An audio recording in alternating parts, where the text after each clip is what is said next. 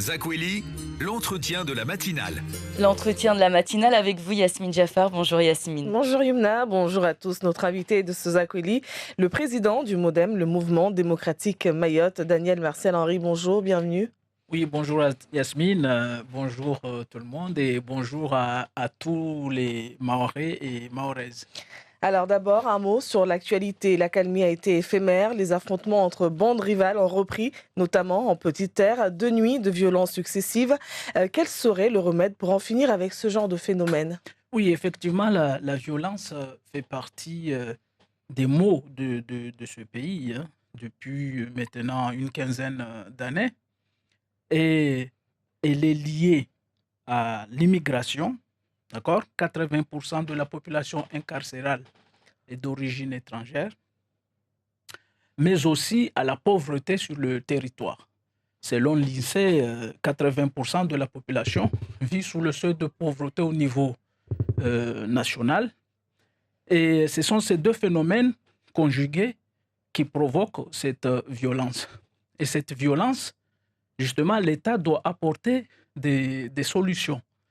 Les solutions sont multiples. Il y a effectivement cette reconduite à la frontière, cette fermeté vis-à-vis de l'immigration. Sauf que ce sont des jeunes, mineurs notamment.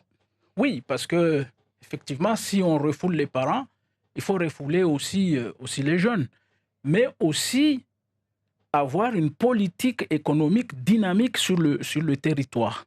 Parce que le vrai problème de ce territoire, c'est l'inactivité qui est plus pénalisant que le phénomène immigrationniste. Donc vous dites que les auteurs de ces actes de violence, ce serait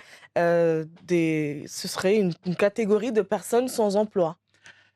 Oui, c'est la pauvreté, bien entendu, parce que les familles ont du mal à élever les enfants. Et puis après, la pauvreté a aussi conduit aujourd'hui, quand vous regardez les statistiques, le nombre de divorces a vraiment augmenté sur le territoire. Donc, les familles sont décomposées et les enfants ne sont pas bien encadrés. Mais aussi, je voudrais ajouter qu'avant la décentralisation, disons avant 2008, la décentralisation c'est en 2004, mais avant 2008, le Conseil général avait un excédent budgétaire qui permettait d'accompagner les associations dans les villages. Mais depuis 2008, le Conseil général est tombé dans un déficit chronique qui a fait qu'aucune association aujourd'hui n'est accompagnée. Les foyers de jeunes sont abandonnés. Et donc, mais le gros budget du conseil départemental est fléché essentiellement sur le social. Donc, il y a quand même pas mal d'associations qui accompagnent cette jeunesse. Peut-être que le social que fait le conseil général, le budget est là et l'effort est fait. Le social que fait le conseil général, c'est sur des dispositifs de droit commun. Par exemple, l'accompagnement pour les adultes handicapés, l'accompagnement à la vieillesse. C'est dans ces dispositifs-là que le Conseil général intervient. Mais en matière associative, force est de constater qu'il y a un abandon. Or, ces associations jouent un rôle très important en matière d'accompagnement. C'est justement les relais des missions d'ordre public. Je ne sais pas, je ne partage pas votre opinion, mais je pense quand même que le département travaille avec pas mal d'associations qui accompagnent ces enfants. Faïd Souaili, vous avez une question ? En fait, il accompagne, mais avant 2004, il y avait un accompagnement qui était presque certain pour ces associations. Et moi-même, j'ai été président d'une association de jumeaux de Mzouazia, par exemple. Et à l'époque, le Conseil général accompagnait fortement les associations. C'est vraiment un constat. On va continuer. Oui, Monsieur Daniel Marcel, tout à l'heure, il y a quelque chose qui m'a interpellé. Vous avez dit qu'il y a beaucoup de divorces. Donc, comment vous faites ce constat ? Parce que j'ai l'impression qu'à Mayotte, il n'y a pas beaucoup de gens qui passent à la mairie pour s'unir. Et vu que maintenant, l'autorité cadiale n'a plus en fait cette mission qu'il avait d'enregistrer les mariages, donc comment vous faites le constat ? Comment vous avez estimé en fait C'est les chiffres de l'INSEE. Et puis après, le premier phénomène qui caractérise la pauvreté, c'est le nombre de divorces. Donc, c'est-à-dire que les gens ne peuvent plus subvenir ensemble à des besoins, à leurs besoins et se séparent, ou c'est comment c'est... Bon, on n'est pas venu pour faire de la sociologie, on est venu pour parler de la présidence Vous parlez de pauvreté. Vous parlez de pauvreté. On dit souvent que ce sont des jeunes. On est toujours sur la violence rapidement. Ce sont des jeunes, désœuvrés, déscolarisés. Un de nos collègues a entendu dans la barge ce matin des jeunes, certains, qui auraient participé aux affrontements d'hier, aux violences d'hier en Petite Terre. Donc des jeunes qui étaient en train de raconter leurs exploits, qui vantaient leurs armes, que ce soit des coupes-coupes, que ce soit des pierres. Est-ce que durant ce quinquennat, la violence a explosé. Le quinquennat d'Emmanuel Macron, la violence a explosé. Que peut attendre la population de Mayotte d'Emmanuel Macron s'il est reconduit encore? Justement, c'est là où la question est intéressante, parce que j'ai dit tout à l'heure que cette violence n'aura de solution que si le territoire arrive à s'engager dans une dynamique économique. Et justement, dans le programme de Emmanuel Macron, c'est l'économie qui est mise en avant. Parce que Emmanuel Macron, dans son programme, précise que chaque territoire, surtout ultramarin, doit définir son propre modèle de développement et en même temps s'inscrire dans une dynamique économique, notamment agricole, pour arriver à une autosuffisance sur le territoire. Parce que justement, ce qui bloque l'économie de Mayotte, c'est que nous sommes nous sommes dépendants à 97% des produits qui viennent de l'extérieur. Donc il n'y a pas d'activité économique au niveau du territoire. Mais le sujet de l'autosuffisance est apparu notamment surtout depuis la guerre entre l'Ukraine et la Russie.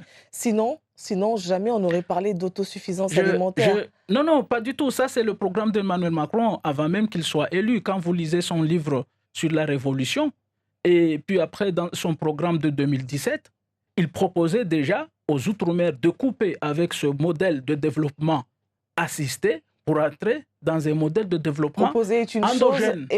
Endogène. Parce que quand vous regardez aujourd'hui, au niveau de... J'ai parlé au niveau de l'économie.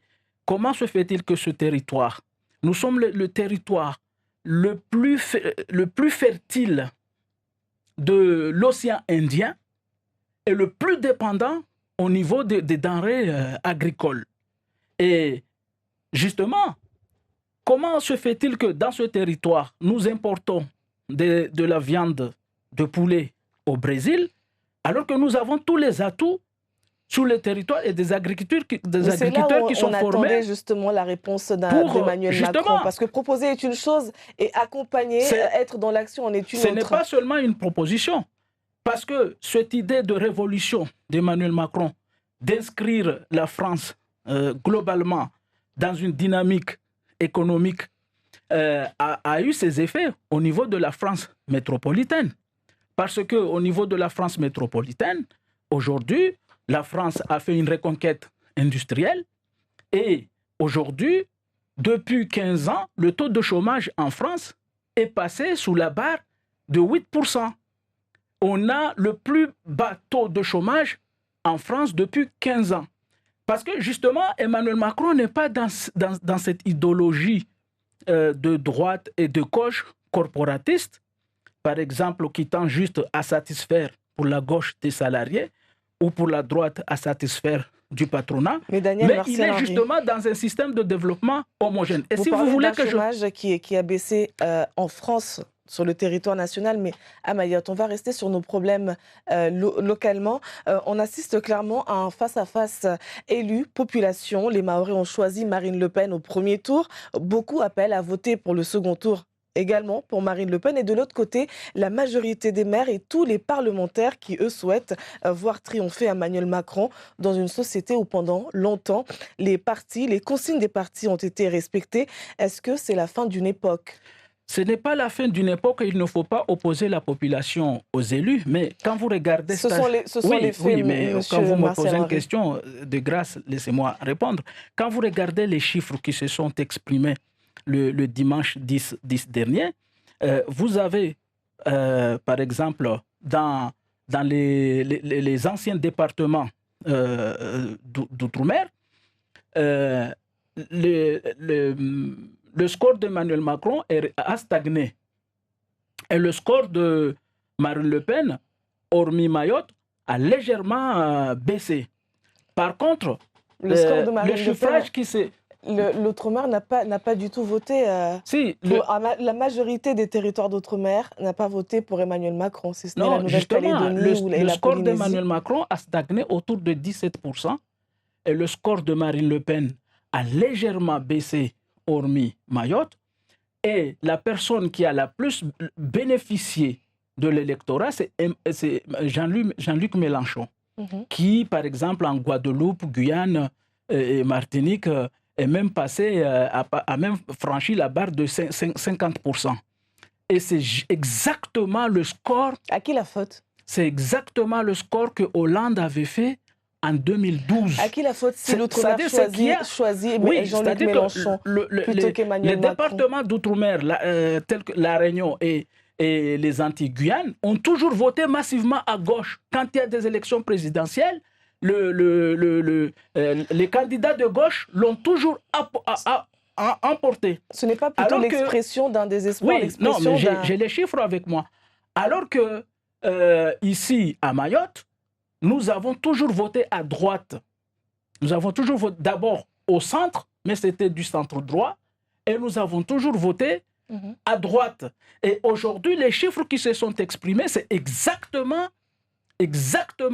la sociologie politique de 2017. Daniel Marcel Henry, il n'y a rien en 2017, qui a changé. C'est un François Fillon qui est arrivé en tête. Effectivement, c'était la droite. Emmanuel Macron n'avait pas été du tout choisi. Oui, il avait eu 17 ou 19%. En tout cas, c'est François Fillon qui avait plus été largement plébiscité à Mayotte. Ce que je vais vous démontrer, Yasmine, c'est que les clivages politiques depuis 12 ans, depuis 2012, est resté le même. C'est les mêmes chiffres. Je ne sais pas le problème qui se pose aujourd'hui... En tout cas, dimanche 10 avril, il y a une réalité qui s'est imposée. Justement, le dimanche prochain... Dimanche d'avant, je vous parle encore du dimanche 10 avril, les Mahorais ont clairement montré qu'ils en avaient marre de suivre des consignes des partis politiques et ont décidé quelque part de prendre leur indépendance pour Mayotte. Non, ce n'est pas du tout l'analyse que j'ai faite. C'est que j'ai dit que dans les Antilles, c'est le pays les territoires de Aimé Césaire. Ils votent majoritairement à gauche. À Mayotte, on vote à droite. Seulement, Emmanuel Macron a stagné.